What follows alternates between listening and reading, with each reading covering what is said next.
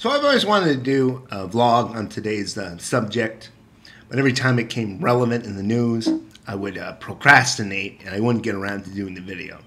Well, it's relevant in the news again, and I figured now's the time to do this vlog. And today's subject is on the draft.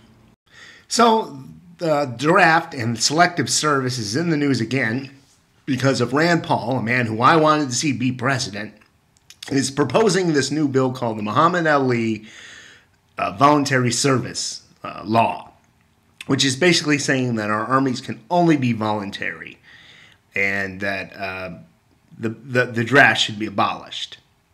And I, as a former service member, I thought I'd weigh in on that and give you my thoughts on what I think about this new bill, selective service, and the draft. So let's get to the point on this one. I'm dead set against the draft. Conceptually, I hate the entire idea of it. So, I've alluded to this before. I am a former service member. I did about 7 years active Army, and I just finished 6 years in the reserves. I did 2 tours to Iraq, and I'm not in favor of a draft at all. I think it's a terrible idea. My time in the Army, I was extremely proud of what I did. That being said, there were times it felt like indentured servitude.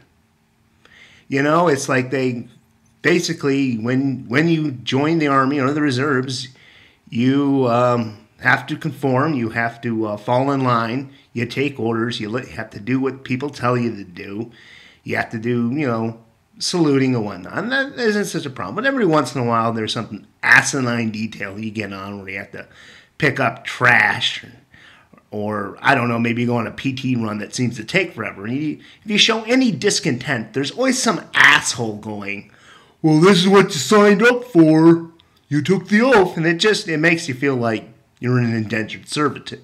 And to go through all of that and have not had a choice in it, having been, if I had been drafted where someone said, it's the law, you got to serve in the Army, that would probably make me feel like a slave. I know it's some pretty harsh language, but that's what I see the draft as, slavery.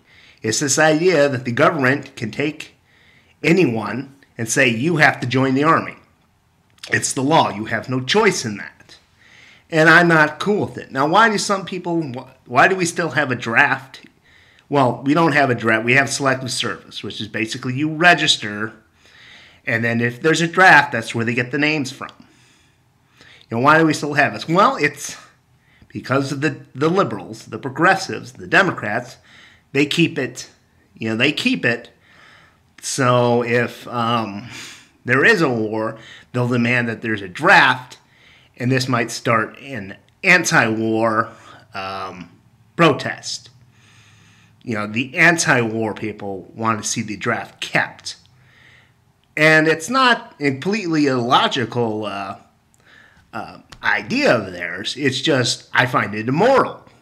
It's like they're sidestepping the issue of conscription, whether or not the government can do this to begin with, in favor of, their politics. I'm not saying that anti-war is bad politics. No, it can be pretty good, I don't really have a problem with the anti-war protesters. I didn't even have it when I was in the service because it's like, they could have ended the Iraq war a little sooner than later. That would have been cool with me. I think that's the biggest problem I ever had with the Iraq war is just they just dragged that shit out and people just kept on dying. And it's like, this is pointless after a point. I kind of came to that conclusion in my second tour where it's like, why are we still here? The first one, it's all rainbows and butterflies. No one died in the first tour. Well, personally, I didn't know anyone who got killed in my first rotation to Iraq. Deployment is what we call them these days. So, I thought, I'm serving my country. We're taking down the tyrant. Everything's cool. And then the second one is like, why are we still here? A lot of that had to do with situations and whatnot. I won't get into it, but yeah, I just the draft, and it's like it's called the Muhammad Ali voluntary service law for a reason. It's based on in memory of Muhammad Ali, famous boxer, and of course anti-war activist. And when he got his draft notice saying, "Hey, you've been drafted in the Army," he showed up at the draft board place and refused to take the oath of enlistment. And I watched this scene in the Muhammad Ali movie with Will Smith, and it made me angry. Not because Will Smith is like, I don't want to go fight in the war. It was, what the fuck? They make him take the oath of enlistment? What kind of bullshit is that? It's like, they're not there by choice. They're there because the law is forcing them into it. Why the fuck do they have to take the oath of enlistment? I mean, I get it, because if you're going to serve in the Army and they want people to be loyal, you've got to take that oath. I took it. And once again, that's something I'm proud of. But it's like that idea that's not only are you forcing people to join the Army or the armed services, you're going to be an extra asshole and make them take an oath. It's like I don't have a choice to be here. And then they put up their hands and it's like, and now I'm, pledging my loyalty. It's like, whoa. How does that work? That just, yeah. And, I'm coming from this perspective of someone who the draft really should mean nothing to me because of, we haven't had one since the Vietnam War, but still, the idea of it. And once again, with these liberal types who want to keep the draft open, how fucking two-faced is that? That they seem to use that as a scare tactic.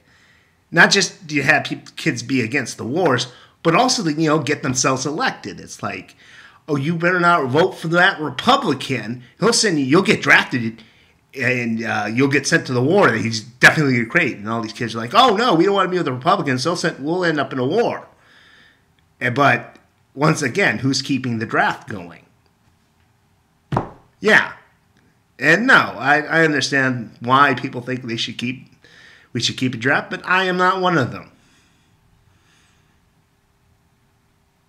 And that goes for not, like when they, when they said, oh, now that women can fight, we should draft them. No, you don't double up on oppression. And that's what I would think of a draft.